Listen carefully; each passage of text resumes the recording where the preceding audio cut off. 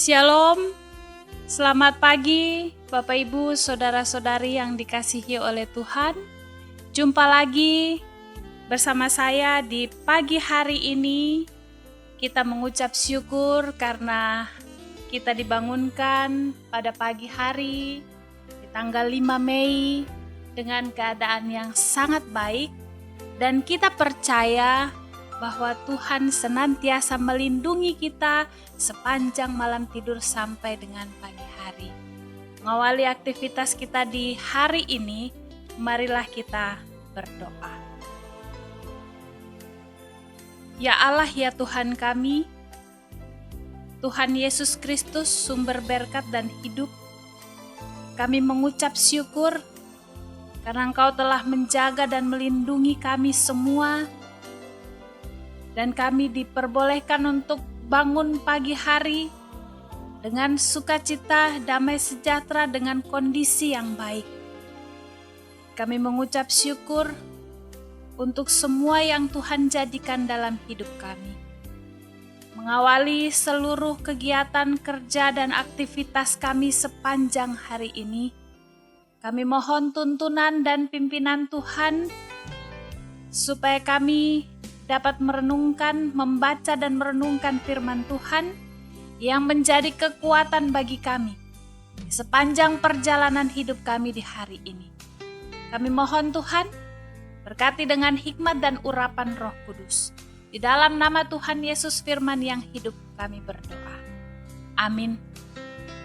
Bapak Ibu, Saudara-saudari yang dikasihi oleh Tuhan, saya mengambil bagian pembacaan untuk kita baca dari Yohanes pasal 9, Injil Yohanes pasal 9 ayat 1 sampai dengan 7.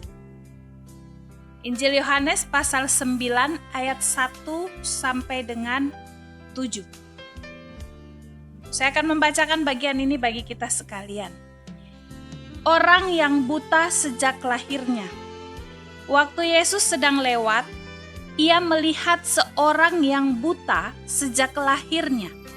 Murid-muridnya bertanya kepadanya, "Rabi, siapakah yang berbuat dosa? Orang ini sendiri atau orang tuanya, sehingga ia dilahirkan buta?" Jawab Yesus, "Bukan dia dan bukan juga orang tuanya. Tetapi karena pekerjaan-pekerjaan Allah harus dinyatakan di dalam Dia. Kita harus mengerjakan pekerjaan Dia yang mengutus aku selama masih siang. Akan datang malam di mana tidak ada seorang pun yang dapat bekerja. Selama aku di dunia, akulah terang dunia."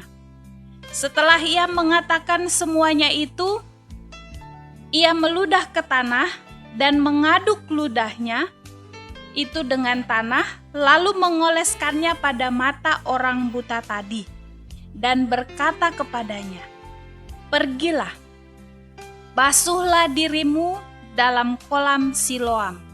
Siloam artinya yang diutus. Maka pergilah orang itu, ia membasuh dirinya lalu kembali dengan matanya sudah melek. Demikian pembacaan firman Tuhan. Berbahagialah kita yang memelihara dan merenungkan firman Tuhan dalam hidup setiap hari. Haleluya. Bapak Ibu, Saudara-saudari yang dikasihi dalam Tuhan Yesus, sebenarnya kalau kita lihat, perhatikan bagian bacaan ini, ayat 9 itu ayat 1 sampai dengan 41. Tapi saya mengajak kita semua merenungkan dari ayat 1 sampai dengan 7, fokus pada ayat 1 sampai dengan 4. Yang mau saya ajak kita semua dari satu tindakan yang Tuhan Yesus berikan sebagai contoh. Dan tema dari bagian ini saya sebut dengan berpikir positif. Mari kita perhatikan bagian pembacaan ini. Di ayat 1, Yesus bertemu dengan orang yang buta sejak lahir. Orang yang buta sejak lahirnya. Bukan orang yang sudah hidup, melihat dulu lalu kemudian buta. Tetapi dijelaskan bahwa buta sejak lahirnya. Dan di ayat yang kedua, para murid-murid bertanya, dosa siapakah? Kan jelas itu mereka bertanya. Rabi, siapakah yang berbuat dosa? Orang ini sendiri atau orang tuanya? Sehingga ia dilahirkan buta. Dari pertanyaan murid-murid ini, Tuhan Yesus menjawab di ayat yang ketiga. Jawab Yesus, bukan dia dan bukan juga orang tuanya, tetapi karena pekerjaan-pekerjaan Allah harus dinyatakan di dalam dia. Nah, di bagian ayat 3 inilah saya mengajak kita untuk melihat satu contoh sikap yang Tuhan Yesus tunjukkan bahwa ketika orang lain menilai dia buta karena dosa, kemungkinan dosa diri sendiri atau dosa orang tua, tetapi yang Tuhan Yesus tunjukkan sikap secara positif dengan jawaban bahwa bukan dia dan bukan juga orang tuanya. Ini contoh sikap berpikir yang positif. Karena Tuhan Yesus katakan bahwa sarana orang ini buta sejak lahir, tetapi kemudian ia menjadi sarana untuk menyatakan pekerjaan Allah. Seperti yang kita ketahui di ayat 5, 6, 7, bahwa Tuhan Yesus mengatakan sesuatu, ia mengajak untuk berpikir positif, tetapi bukan hanya sebatas omongan. Karena ketika Tuhan Yesus mengatakan ini maksud dan kehendak Tuhan supaya pekerjaan Allah dinyatakan melalui orang buta ini, diikuti dengan tindakan. Tindakan Tuhan Yesus memberikan penyembuhan, mujizat kepada orang buta ini. Dan kita lihat di ayat 7 tertulis bahwa ketika ia membasuh dirinya di kolam Siloam, dia kembali dengan mata yang sudah melek. Ini pekerjaan Allah yang dinyatakan melalui mujizat yang dikerjakan oleh Tuhan Yesus. Bapak, Ibu, saudara-saudari yang dikasihi oleh Tuhan, dari sikap Tuhan Yesus inilah saya mau mengajak kita semua, Bapak, Ibu, saudara-saudari dan saya, untuk berpikir positif di dalam setiap keadaan kita. Di dalam kehidupan kita setiap hari, seringkali banyak kita melihat orang lain dengan pikiran negatif. Seolah-olah itu menjadi suatu kecenderungan, sifat dan sikap dari manusia untuk melihat segala sesuatu itu dinilai negatif duluan. Contoh saja, ketika kondisi seseorang baik, bahagia, tetapi masih ada saja orang yang menilai negatif dengan kondisi mereka. Curiga, dari mana dia dapat seperti itu? Dari mana dia bisa seperti itu? Kenapa sampai seperti itu? Curiga, lalu kemudian berujung kepada fitnah yang tidak ada buktinya. Itu kondisi yang baik. Contoh, kalau seseorang atau saudara kita atau kita menghadapi kondisi yang jelek, kondisi baik saja orang curiga. Nah, contohnya kalau menghadapi kondisi yang jelek, ada pergumulan, ada persoalan, tetapi masih dinilai yang tidak baik, sama seperti para murid tadi. Sudah mulai menuduh, mungkin dosanya dia, mungkin dosa orang tua. Nah, seperti itu akan ditunjukkan. Kondisi baik, kondisi jelek, tetap ada kecenderungan untuk berpikiran negatif. Dan pada akhirnya akan membuahkan suatu sikap atau pikiran yang menghakimi orang lain. Sebenarnya itu tidak boleh. Nah, Bapak, Ibu, saudara-saudari yang dikasihi oleh Tuhan, ketika kita melihat orang lain dengan pikiran negatif, justru membuat kita berdosa. Justru membuat kita hilang sukacita. Justru membuat kita tidak damai sejahtera. Kenapa? Karena kita sibuk memikirkan orang lain. Apakah dengan memikirkan keadaan orang lain, pergumulan kita berkurang? Apakah dengan memikirkan kondisi orang lain, persoalan kita itu selesai? Kan tidak. Sebaliknya, ketika kita belajar dari Tuhan Yesus, berpikir positif dan memakainya di dalam setiap keadaan, pasti ada kuasa Tuhan yang dinyatakan untuk kita lihat penyertaan dan pemeliharaan Tuhan itu nyata. Bapak Ibu Saudara yang dikasihi oleh Tuhan, tidak perlu contoh yang jauh, kita lihat kondisi pada saat ini. Dengan aturan-aturan yang dikeluarkan, bekerja dari rumah, stay at home, di rumah saja. Untuk mereka yang pegawai negeri atau yang punya penghasilan tetap, mereka bisa dari rumah saja bekerja. Tetapi bagi saudara-saudara kita, bagi keluarga kita yang harus keluar rumah untuk melakukan semua pekerjaan mereka baru bisa ada berkat untuk makan dan minum. Tapi mereka harus mengikuti aturan bahwa pakai masker. Kemana-mana harus rajin cuci tangan. Ada orang yang bisa lakukan. Ada orang yang disiplin ikuti. Tetapi ada yang tidak mau. Masih banyak yang tidak mau. Malas-malas, acuh tak acuh dengan berpikir bahwa tidak mungkin kena ke saya. Corona itu tidak mungkin. Nah, dari bagian situasi saat ini, mari kita berpikir secara positif. Kita buang semua pikiran negatif yang terjadi saat ini. Kita berpikir secara positif. Kalau seandainya kita tidak tidak bekerja dari rumah, seandainya kita masih tetap bekerja, berarti kita keluar dari rumah, pulang ke rumah, sudah malam, anak-anak sudah tidur. Padahal mereka itu merindukan waktu bermain dengan orang tua. Tapi karena orang tua bekerja di luar, mereka tidak punya waktu.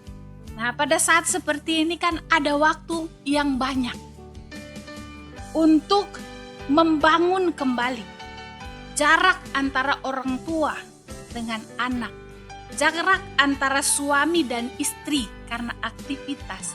Semua lebih banyak di rumah. Dan berpikir secara positif bahwa sepanjang peristiwa ini terjadi, mesbah keluarga itu terjadi dibangun setiap hari. Yang tadinya mungkin di dalam keluarga tidak pernah ada mesbah keluarga, dengan disiapkan tata cara mungkin sebelumnya dengan alasan saya tidak bisa pimpin ibadah walaupun di rumah, tapi sekarang kita sudah punya tata ibadah, bisa dipandu, bisa mengikuti itu supaya mesbah keluarga itu dibangun, dibentuk dan berlangsung setiap hari.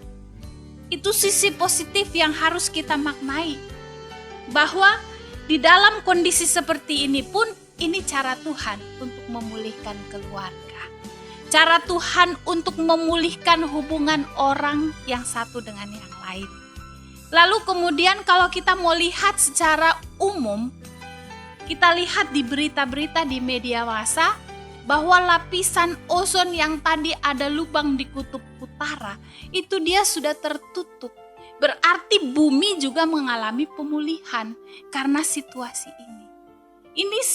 Ini situasi yang baik yang bisa kita ambil bahwa segala sesuatu ini terjadi, ada maksud Tuhan untuk memulihkan segala sesuatu. Kita yang tadinya suka makan di luar, suka makan dan tidak pernah masak, lalu kemudian karena kondisi seperti ini jadi takut belanja di luar, makanan jadi kita makan masakan sendiri, akhirnya yang tidak bisa masak jadi masak. Lalu kemudian pola hidup kita yang sehat, cuci tangan yang tadinya malas tahu dengan keadaan, tapi ini sering cuci tangan, pakai hand sanitizer dan sebagainya. Tadinya keluar dengan motor tidak pernah pakai apa-apa, lalu debu itu masuk saja keluar masuk. dengan bebas, tapi kita pakai masker, melindungi kita dari debu.